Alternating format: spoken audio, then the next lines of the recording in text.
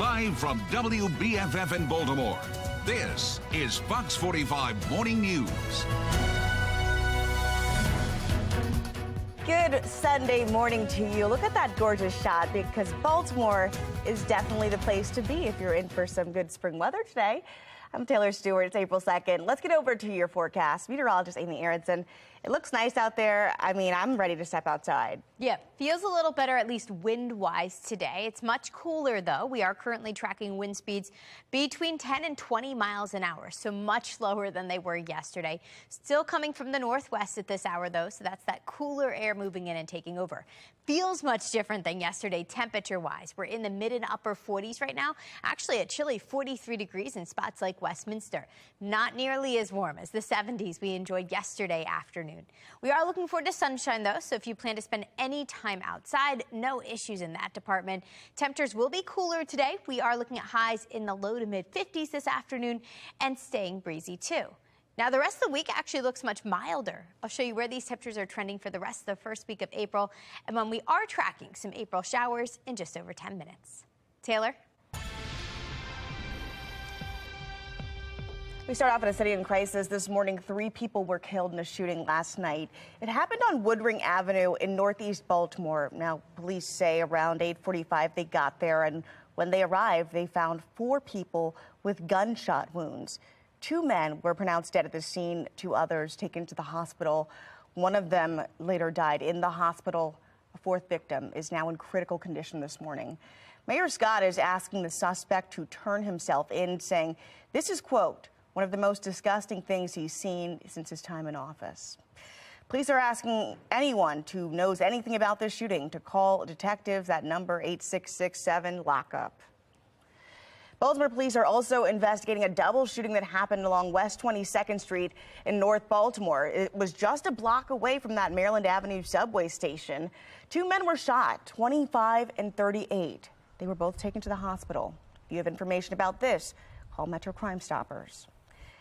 Now, those calls to address crime, they're growing louder in Annapolis. 3 bills are currently on the table as the session is just winding down, less than 10 days here. Senate Bill 564 makes a theft for any handgun a felony. House Bill 952 would be the Repeat Violent Offenders Act. It stalled several times, but this time it's back, and it increases fines for jail time and gun crimes. It also would close a loophole in which drug dealers get a lighter sentence than someone convicted for the same offense. And then House Bill 481, or Ivan Bates' bill, but he's backed.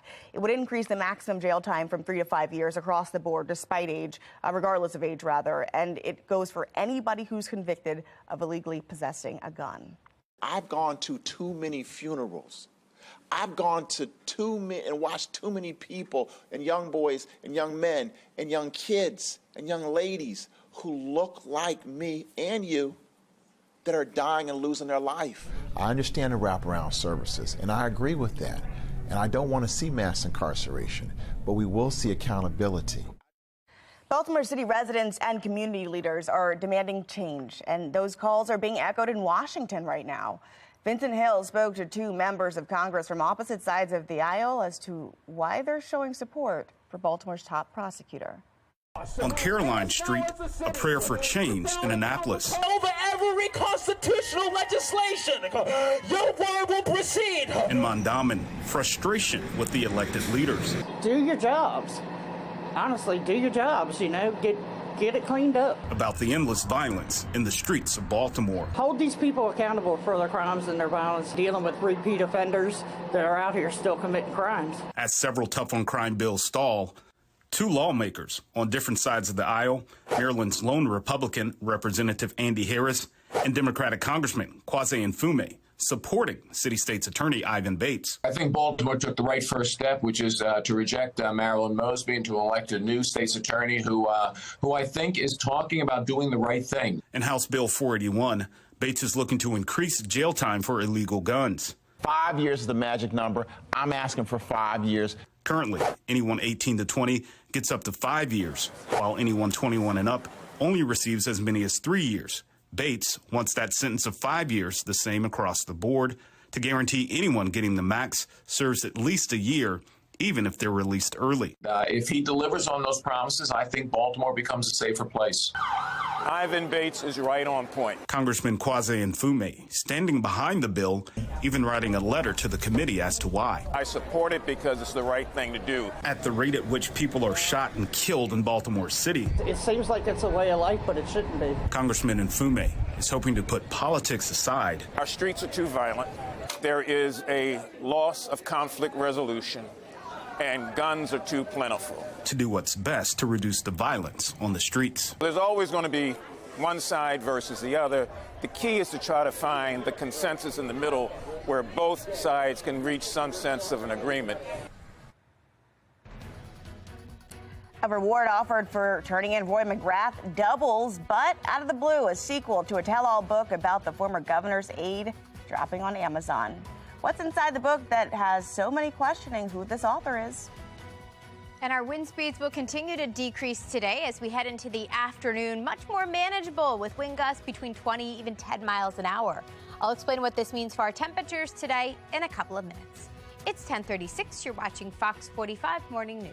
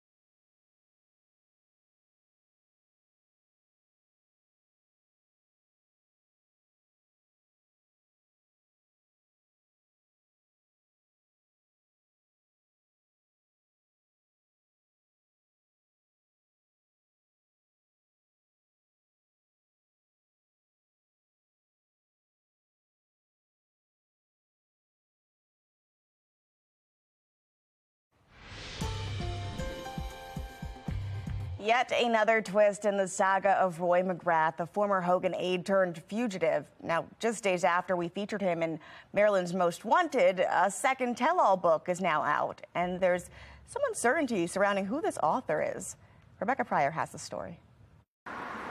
Well, just like the last book, this one features McGrath in a very positive light and is published under the name Ryan Cooper. Now, my attempts to reach out and get a hold of Cooper today were unsuccessful, as some speculate he's not who he says he is. The plot thickens in the mystery of a missing Roy McGrath.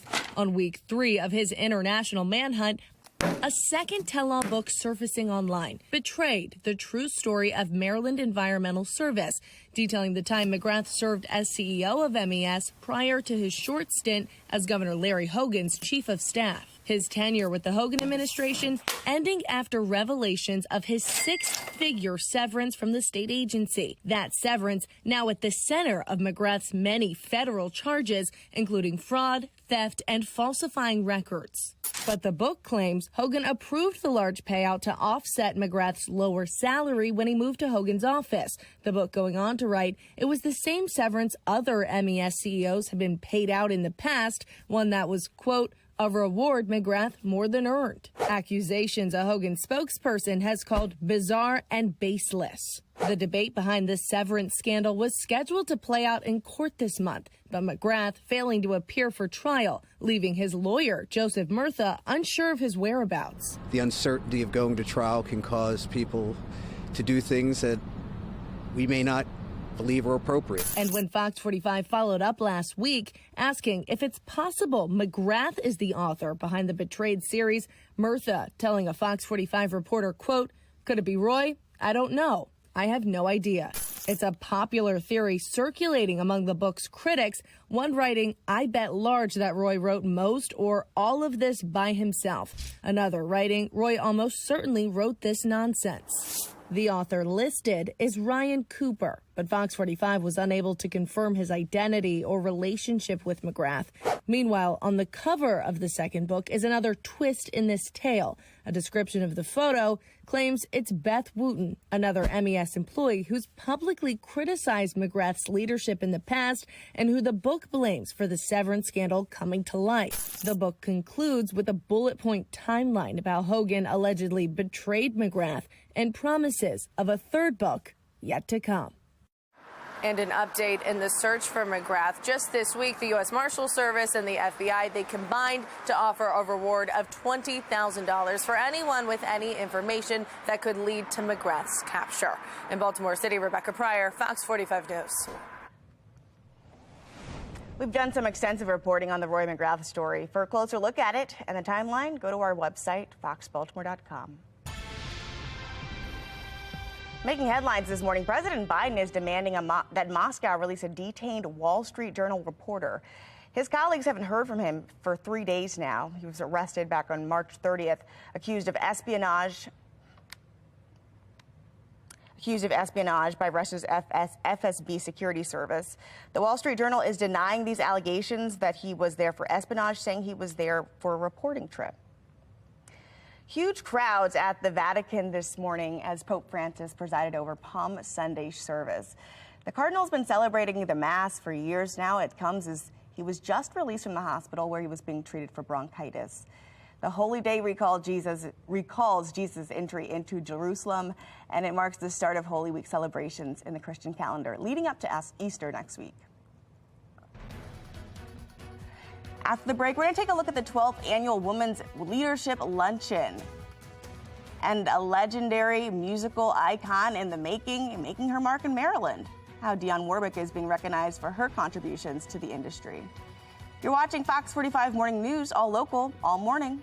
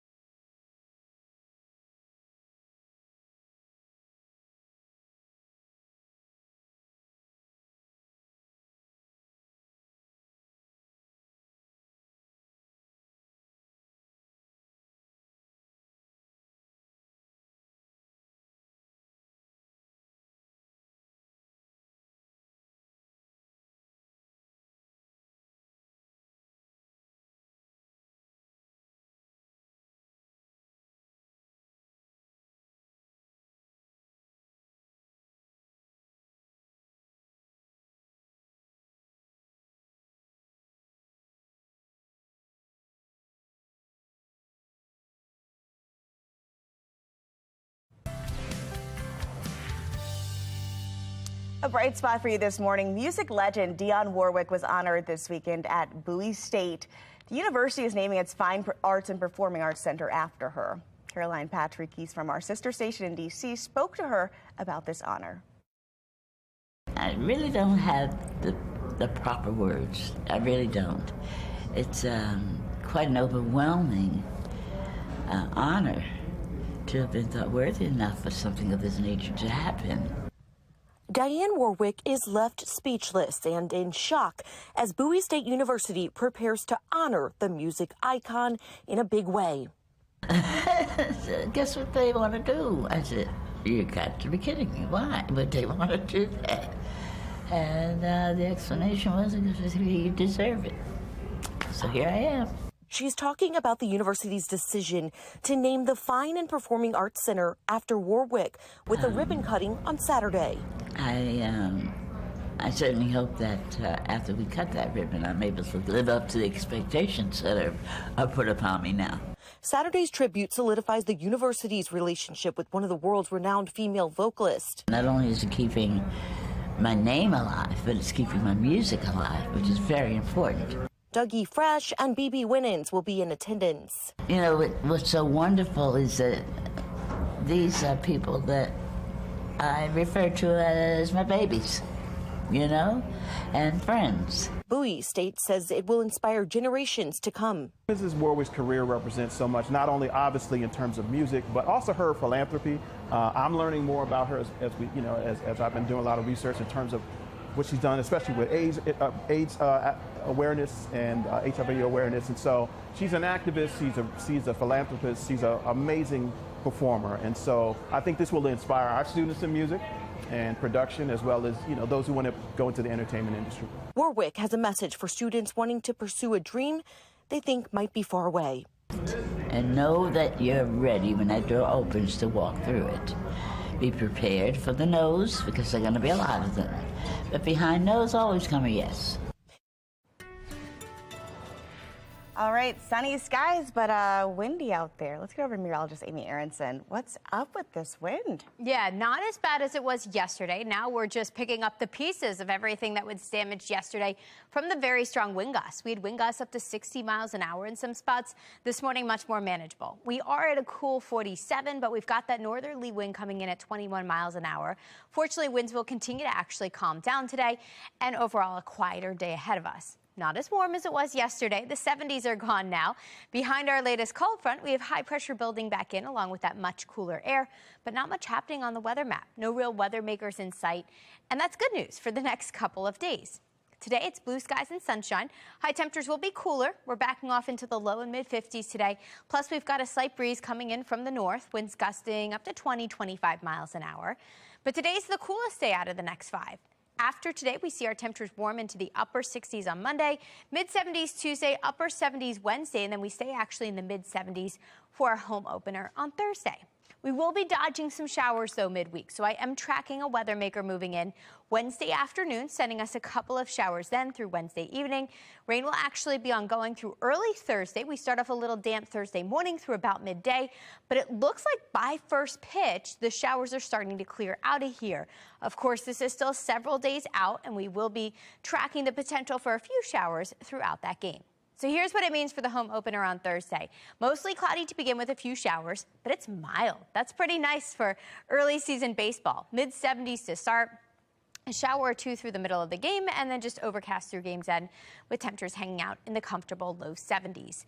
We have a mild stretch coming up for the first full week of April. Upper 60s on Monday, a nice little stretch of the 70s here that take us through Thursday.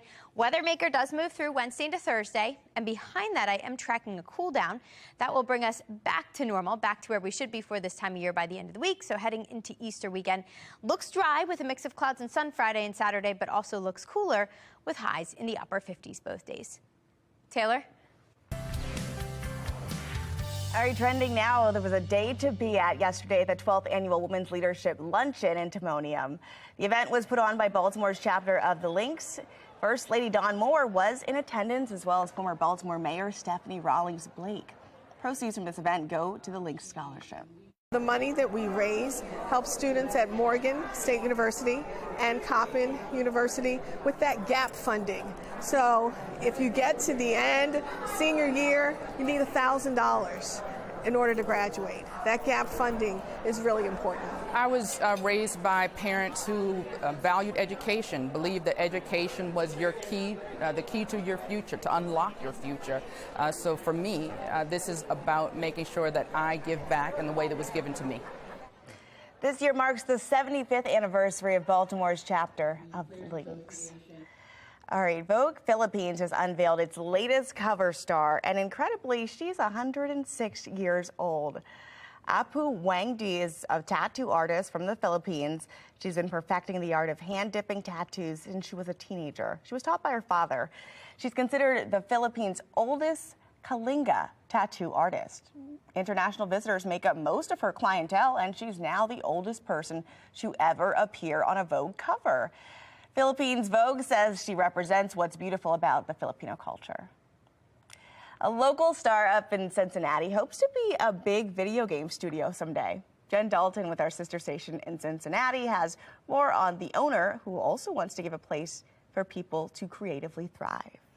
Video games have become the largest entertainment industry in the world, more than movies, music, and sports combined. And a startup here in Cincinnati wants to get in on the action. 1, 2, 3, 4. If it's glass, yeah, you're gonna shine a red. Guy Lee Games is the first video game studio based in Cincinnati. It's the brainchild of Chris Bergman and his co-founder, Denver Colson. Both realized we were from Cincinnati and wanted to make games. I've wanted to make video games since I was 10 years old. Enter Rah Rah Boom, a 4-player beat-em-up video game starring a squad of ninja cheerleaders from outer space. These girls are rough and tough, something that was important for Bergman and the game designers at Guy Lee. Today, 36% of gamers in the U.S. are adult females. It's a much larger audience than I think people realize, and they're not being served, interesting and fun characters, and so we wanted to make sure that we did that for them. And it's not just the women on the screen, it's the women behind the scenes that help get things done. Kim Edwards is the senior producer for Rah Rah Boom. She's the woman who keeps the whole operation running on time, which can be a challenge. Artists work very differently than developers. It's my job to sit down with the artist and determine how many hours a week that's going to take them, because I don't want them stretching themselves out. I don't want them hurting themselves, because they are irreplaceable to us. And it's not a light task. These artists hand draw every single frame, and we got to see what it looks like when they're put together. Per attack combination, so you see my roughs right here. So you see, like, I draw this frame, and then I go to the next one, and I draw this one where she's going forward, and I draw the other one, then I draw this one, and then I draw this one, and then I draw this one. Then they repeat that thousands of times and hand it off to a team of engineers. You have different engineers, you have level designers, right? You have, actual gameplay designers, combat designers, all these different pieces and different roles. Just a ton of people to come together and make one singular project. Well, after seeing how video games are made and all the behind-the-scenes work that goes into it, now it's time to play. They're actually going to give me a chance to be one of the first people to play Rah Rah Boom. You ready? Let's go. Rah Rah Boom may be the first Cincinnati-made game, but the team at Guy Lee know it won't be the last. They hope to attract more talented game designers to the tri-state. I remember growing up here and, like, if you didn't go work at P&G or Kroger, there wasn't really, like, a cool place to go work. And so coming back to Cincinnati, raising our kids here, I wanted to make sure there was cool places for them to work. For us, our goals are to build a massive video game studio in Cincinnati. All right, a live look now over Charleston, when temperatures there are going to be in the upper 50s today. After the break, Amy Aaronson's going to let us know what our 7-day forecast looks like here at the desk.